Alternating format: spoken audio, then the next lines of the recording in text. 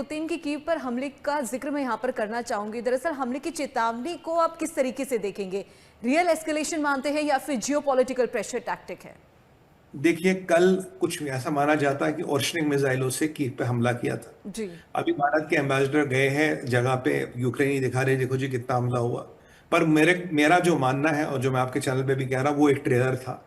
Putin अपनी शक्ति दिखा रहे थे, क्योंकि देखिए जो यूक्रेन के एफपीवी ड्रोन्स हैं, जिनमें एआई और इंफ्रारेड सेंसर से, जिनकी हम कल परसों ही बात कर रहे थे, उन्होंने काफी नुकसान किया है पुतिन के ऑयल इंफ्रास्ट्रक्चर का। और पुतिन साहब का बिजनेस चलता है हथियार बेच के और तेल बेच के, और जी। कोई बहुत व्यवसाय वहां है नहीं।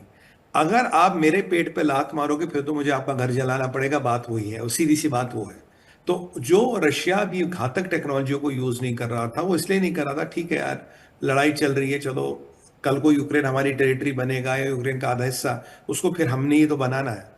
पर अभी ये जो चीजें हुई है, जो बार बार रशिया के आप पेट्रोलियम इंफ्रास्ट्रक्चर यानी कि उनके पेट पे लात मार रहे हो, तो पुतिन ने फाइनली, लावरोव साहब ने मार्को रूबियो से बात की है। मार्को रूबियो को उन्होंने कहा, जी हम आपके पट्टे यूक्रेन से बड़ा तंग है, ये बहुत नुकसान कर रहे हैं हमारा, तो हम निवेदन आपसे करते हैं कि आप अपने डिप्लोमेट्स को और एम्बेसडर जितने भी यूक्रेन में हैं आपके अमेरिका के, उनको निकालिए। बाकी जो मैत्रीपूर्ण देश है अमेरिका के, उनको भी बोलिए अपने एम्बेसडर को निकालो, क्योंकि हम बहुत बड़ा हमला करने वाले कीव के ऊपर, यानी कि कैपिटल के ऊपर। अब उसमें क्या हो सकता है, क्या नहीं हो सकता, कुछ भी हो सकता है।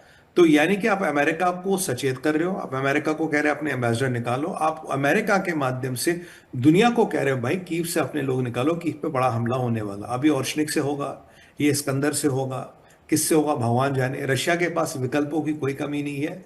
तो ये एक बहुत बड़ा विनाशकारी प्रलय कीव पे आने वाला। अनफॉर्चुनेटली काफी लोग मरेंगे, बट अब ये जिलेंस्की के दिमाग में क्या चढ़ा है, कौन सी अफीम वो सूंघता, मुझे नहीं पता। वो रशिया से कभी जीत तो सकता नहीं वो, फिर वो जी। लड़ क्यों रहा, किसके कहने पे लड़ रहा, किसकी लड़ाई लग रहा है जिसमें केवल उसके कंट्री और उसके लोग मारे जा रहे हैं। मुझे ये तर्क मेरे तार्किक दिमाग से परे है, ये हर एक के दिमाग के परे है। डीप स्टेट के खेल, आपके यूरोप के खेल, आपके वेस्टेड इंटरेस्ट के खेल, और आपका करप्शन, वो है जिलेंस्की का वजूद, वो है जिलेंस्की की लड़ाई, जिसका कोई सर पैर है नहीं, जिसमें जीत की कोई संभावना भी नहीं है जिलेंस्की के पास। जी। जी सर, इस हमले को किसी तरीके से रोका नहीं जा सकता है, क्योंकि अगर ये हमला होता है तो काफी नुकसान तो होगा ही, साथ ही साथ कई लोग, बेकसूर लोग जो है वो भी मारे जाएंगे। तो पॉसिबिलिटी है क्या इस हमले को किसी तरीके से रोका जाए? देखिए, इसको रोकने का काम केवल अमेरिका या ट्रंप कर सकते हैं। इसीलिए लावरोव ने मार्को रूबियो को फोन किया, जबकि उन्हें पता था मार्को रूबियो भारत में अपने यहाँ क्वाड की मीटिंग है, जी। काफी सारी व्यस्तताएं चल रही, उसके दौरान उन्होंने फोन किया, बोला देखो भैया हम हमला कर रहे हैं। तो मार्को रूबियो ने भी यही कहा होगा जो बिल्कुल आप कह रहे हैं कि भाई इसको रोक नहीं सकते क्या। उन्होंने बोला जिलेंस्की को समझाओ। देखिए, अगर जिलेंस्की ने रशियन ऑयल पे अटैक करना बंद कर दिया और रशियन ऑयल इंफ्रास्ट्रक्चर को टारगेट नहीं किया, तो संभवतः रशिया शायद रुक जाए। पर अगर जेलेंस्की ने फिर वही हरकतें करनी शुरू कर दी ऑयल पाइपलाइंस में, क्योंकि उसके जो ड्रोन है, अब मैंने जैसे आपको समझाया था, इसमें हीट सीकर सेंसर्स है और एआई जी। है। ये देखते हैं कि कौन सा ऐसा रशिया का टारगेट है जो हमारे पास है, जहां हम विद द एग्जिस्टिंग पेलोड और एग्जिस्टिंग एम्युनिशन कहां हम हिट करें और रशिया का मैक्सिमम नुकसान हो। तो अब वो ऑयल पाइपलाइन हुई, वो ऑयल डिपो हुआ। कई बार ये टारगेट इवन यूक्रेनियों के रीच के बाहर वो ड्रोन खुद तय करता है कि भाई यहां जाके ठोक फटता हूं तो यहां ज्यादा नुकसान होगा। तो ये कई बार देखिए, आज देखिए, अगर आप इजराइल चाहे अमेरिका चाहे, तो सिर्फ 3 घंटे में ईरान का पूरा क्रिटिकल इंफ्रास्ट्रक्चर निकाल रहा है, तबाह कर सकता, पर नहीं कर रहे हैं ना, क्योंकि बहुत बड़ा एस्केलेशन होता है ये। बट अगर आपने ड्रोनों के उस पर छोड़ दिया, भाई जहां तेरा मन करे जहां जाके फट जा, वो तो कहीं भी फट जाएगा फिर। तो ये अमेरिका को कन्वे किया गया कि जिलेंस्की को समझाए ज्यादा फुदकने की जरूरत नहीं है, अपने जरा इरादों को संयमित करो, नहीं तो जो वहां से अटैक आएगा आप संभाल नहीं पाएंगे।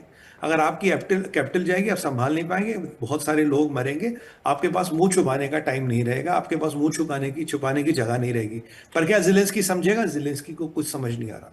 अब देखते हैं कि क्या ट्रंप अपना वजन डाल के जिलेंस्की को बैकआउट करा पाता है या रशिया का अटैक होके रहेगा। मुझे लगता है अगर आप ट्रंप ने बैकआउट करा भी दिया, पहले अगर पुतिन इतना अटैक सोच रहे थे तब भी, इतना तो तब भी करेंगे, क्योंकि पुतिन को भी अपना एग्जिस्टेंस दिखाना है, और पुतिन को दुनिया को यह दिखाना है कि यूक्रेन उन पे भारी नहीं है, वो यूक्रेन पे भारी है। तो जियोपॉलिटिकली ये दिखाना पुतिन के लिए बहुत जरूरी है। जी।